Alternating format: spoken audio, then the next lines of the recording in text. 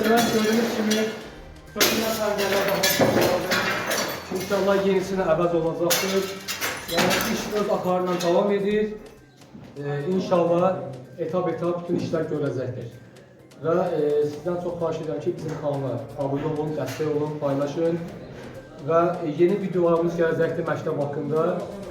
İzləmədə qalın, izləməyə davam edin.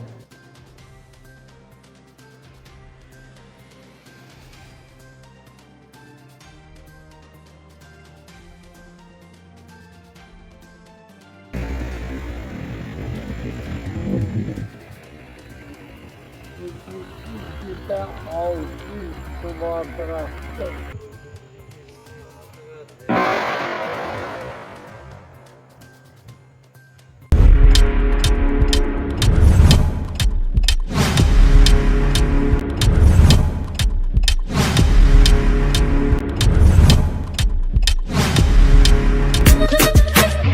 Çınar TV her zaman sizinle, sizin kanalınız.